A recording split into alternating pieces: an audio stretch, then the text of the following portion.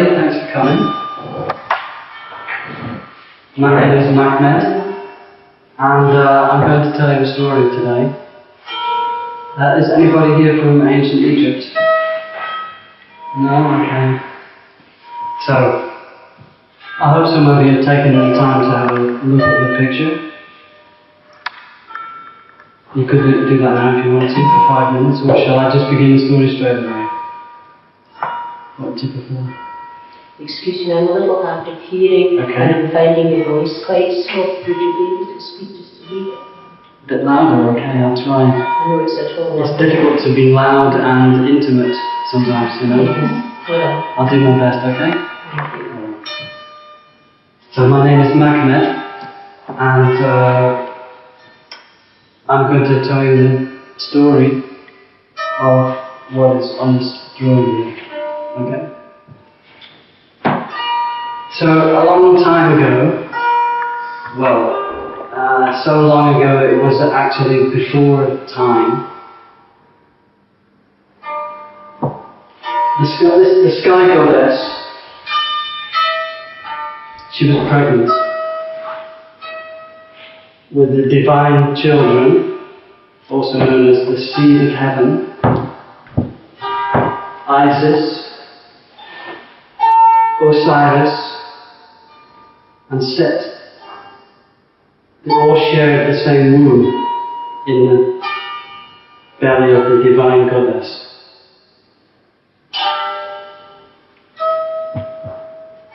Now, the laws and morals of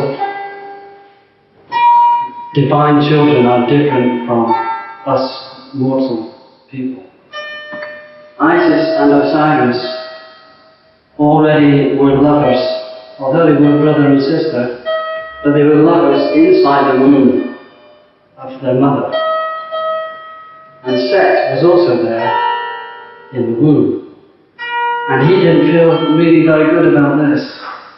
He was kind of jealous, and he became twisted inside, and his darkness became more and more magnified in jealousy over his brother, his twin brother, Osiris.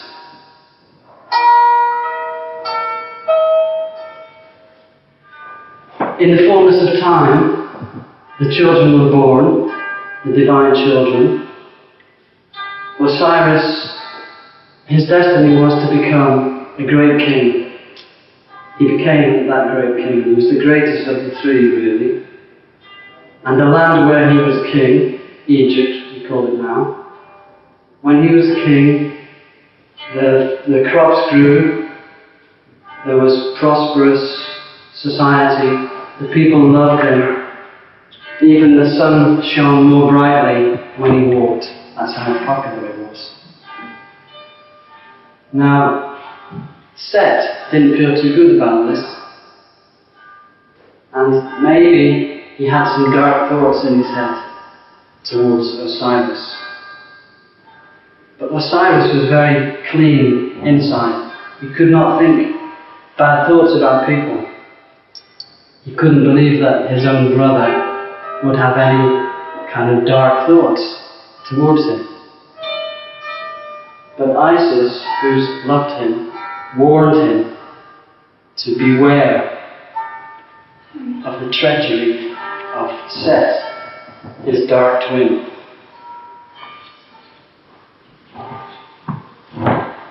But Osiris, sorry, okay, come and sit down. You missed the beginning now. It was really exciting.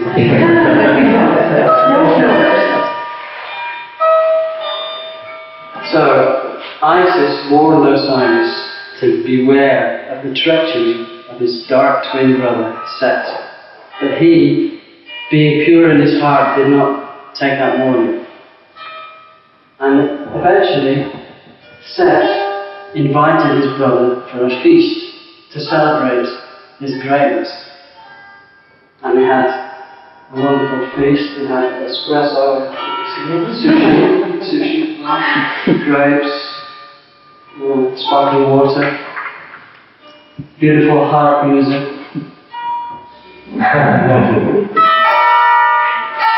More beautiful even than that. The mood was very relaxed,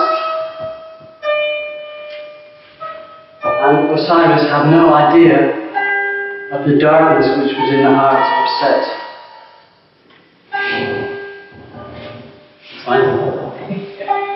Suddenly, Set leapt up from the table. Should we stand on this side? Is that better? Set leapt up from the table and he took an axe and he cleaved the head of Osiris.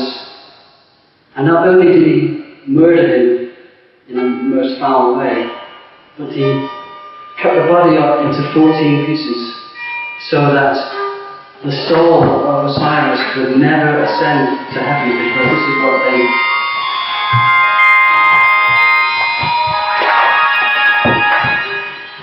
That's his body being cut up into pieces. That's how it sounds like. Because if your body is not complete, your soul cannot ascend to heaven. And that's why he took the trouble to cut his body up into 14 pieces. So that not only his soul, but his legend would be destroyed forever. That's a lot of jealousy. And he took the pieces and he threw them into the river Nile, far and wide, into the great river Nile, so he would vanish forever. Okay? It's a sad story, so far. When Isis heard this, she was, let's say, deeply upset. Sit down, please sit down.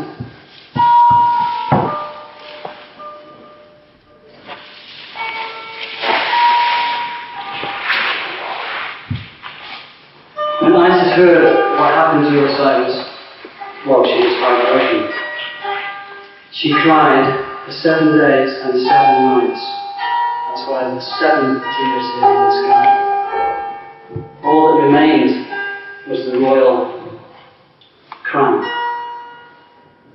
But after 7 nights, she decided she would not spend the rest of her life crying. And she decided she would search for the pieces of the body of Osiris and put them back together. Okay? Are you all following me, sir? Yeah.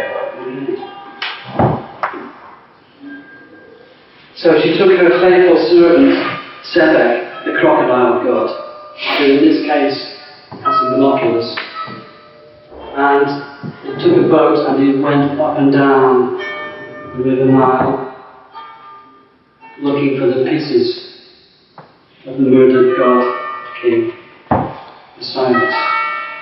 And she did find some pieces. She found more and more because he had kind of magical powers, animal instinct, crocodile, the Nile, it's his domain. So they found more and more pieces. Every time she found a piece, she built an altar and gave thanks.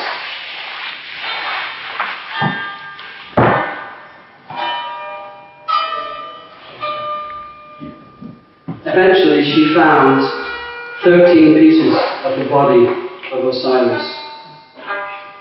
13. And it had been 14.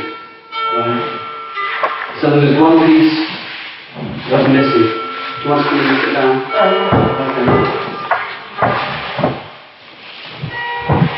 No problem. It's okay.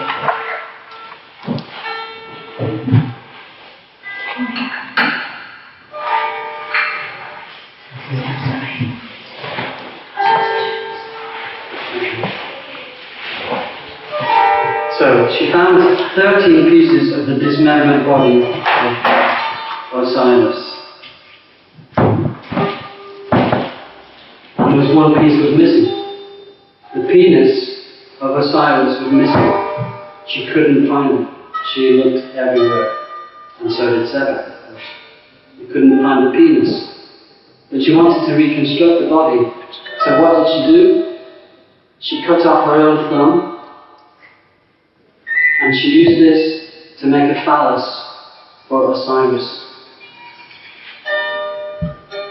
Now this thumb worked pretty good actually. They made love for the last time, and they performed what's called the Black Rite. This is God that Ivor said he got, the Lord of Time. He stopped time, that's him stopping time with a little hourglass, egg time. He stopped time and they performed the Black Rite of making love using the thumb of Isis as a phallus, and it was so successful that she even became pregnant. And his soul, because the body was now complete, his soul ascended to the pantheon of greatness. That's pretty good thumb. 9 months later, she became pregnant, so 9 months later, she gave birth to the hawk-headed son, Horus. He is the avenger of his father, Osiris. His destiny is to avenge the murder, the shocking murder, you might say, of his father, Osiris.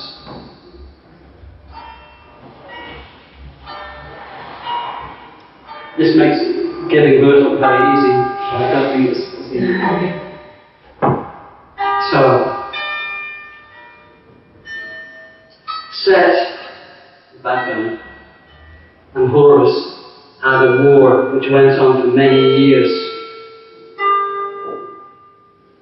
At a certain point, Set hurled a thunderbolt at Horus, and it hit him in the eye, and it cast his eye into the sky, causing an eclipse of the sun. The first ever known eclipse, actually.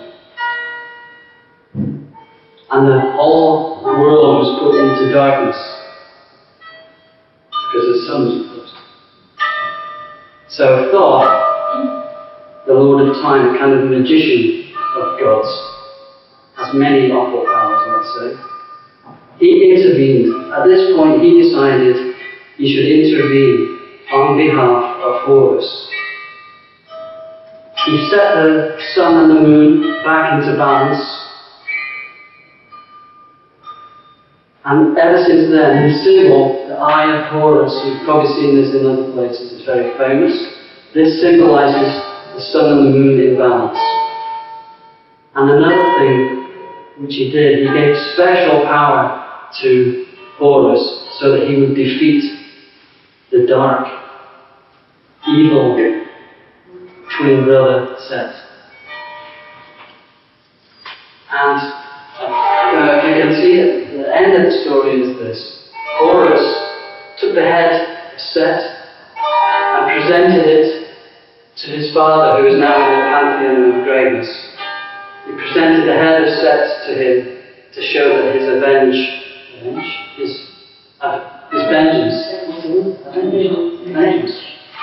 was complete. Set did reincarnate himself as a serpent. He was able to do that much, but he had to live beneath the ground where he could be of no harm to anyone. And Osiris and Isis were reunited.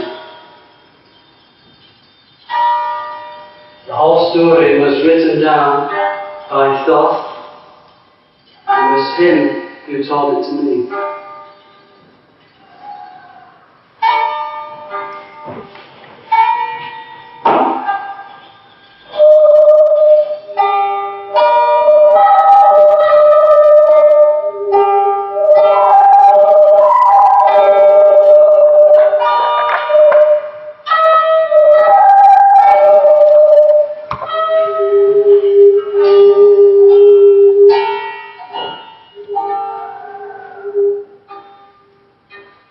Thank you very much.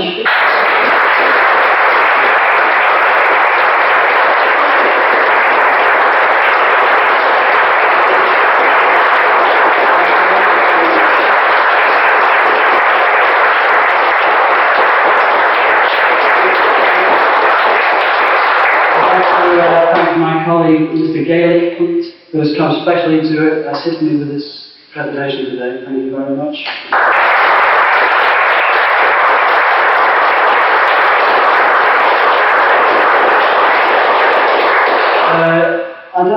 If you want to, we could maybe take 5 minutes if you have any questions about any aspect of the picture or about music. And then I think, if you have a couple of questions, that would be fine, and then I think there'll be a 10-minute break, and then Peter Barrett will make his presentation.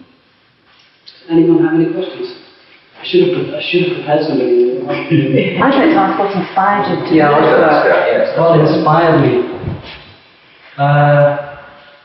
I've known the mythological story for a long time, and I even was, a few years ago, was working on an opera to combine theatre and music, because it's a great story. It has lots of really interesting themes. It can be very visual. It has sex and love and reincarnation and murder and all this stuff that people love, So I was kind of busy with it, but it never came to fruition. Then I finished, because I'm primarily a musician, I finished a big long recording project at the end of last year, and I needed something to work on just to get away from music and recording studios and all that, and I just decided to do this. Inspiration, I don't know. Logistically, it was quite difficult, much more difficult than I expected. So, What do you mean by logistics? Sorry? What do you mean by being logistically? First of all, to find a suitable piece of paper. I mean, this is actually a piece of wallpaper.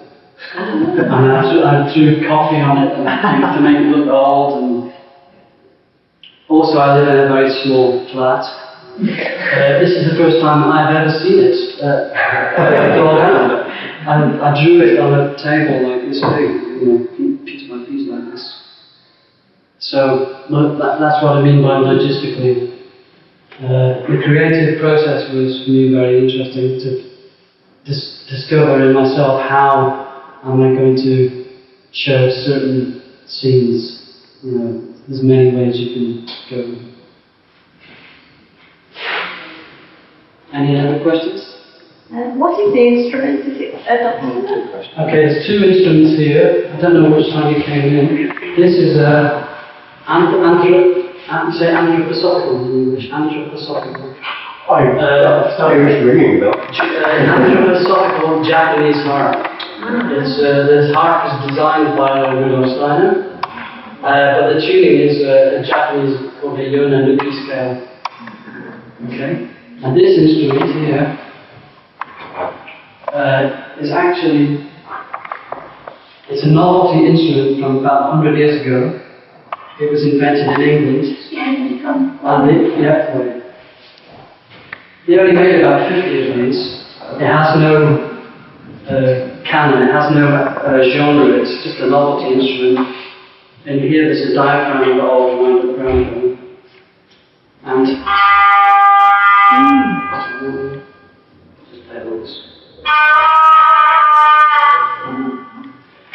it's called phono fiddle. There's a few of them left in the world, but probably not many. It's kind of antique. And this is a plastic tube. This is a plastic tube. Okay. Somebody else got wish to hear? Yeah, well, I'd like to hear a bit more about your artistic background, both of you. Okay. My friend Gaelic Punt here, he plays many instruments, and so do I. And for 7 or 8 years we played together in an orchestra in Holland called Forgotten Fish Memory Orchestra, where we play, let's say, the right music with the wrong instruments. And it was a big success while it lasted, and there's about 100 films on YouTube if you want to go and have a look at this. But I also left somewhere my web address that you can check things out. I've made a lot of solo albums, and I've been living now in Edinburgh for about 18 months. And Mr. Punt lives in Cologne, the beautiful city of Cologne. Not as beautiful as Edinburgh. But We met in Amsterdam. Yeah. Yeah. And I've basically been busy with music, painting, film. You know, can't switch it off, you know. So yeah. I'd like to say thanks to Alex, by the way, for setting this up. It's really nice to play here in the library. Yeah, you've got a question? How long did you take this job? Well, working about 3 hours a day, maybe 3 months. You wouldn't think you'd think you could do it in a couple of weeks, but yeah. It would take me maybe a week to do one drawing, because you have to draw it, you have to try it out with pencil and, you know, try different compositions, and you can't really make a mistake, because if you're halfway through the picture and you can make something a mistake, you can't really fix it, you know. So it's very painstaking and slow. And how did you select which scene you want to make to the author? Well, the story has its own narrative, so you just have to do it's like making a film. You have to just pick out the best scenes and, you know. So yeah. Is there anything involved about cutting the body into 14 parts? I know you said it was important to Well, that it would be fractured. I'm not really an expert on this. The myth of Osiris is very connected to Christian myth of crucifixion, and also the Scandinavian myth of, I think it was Odin was hanging from a tree. Probably some of you know this, I don't really know it. Number 14, I know that the Catholic Church has 14 stations of the cross. They have these pictures, and you can walk the 14 stages. It might be connected with that. Historically, I don't know. But there are different versions of the story. Some don't have the story of cutting the thumb. Some say that she took a corn cob from a cornfield. I think this is yeah. One more question? Something that was thoughtful actually. If she got her own thumb, how does she ascend to heaven? She's not even dead. But Anyway, the thumb is there. They're connected, joined together. Now she's not dead. She can travel between the worlds anyway. She's a divine goddess. Everything's a plot.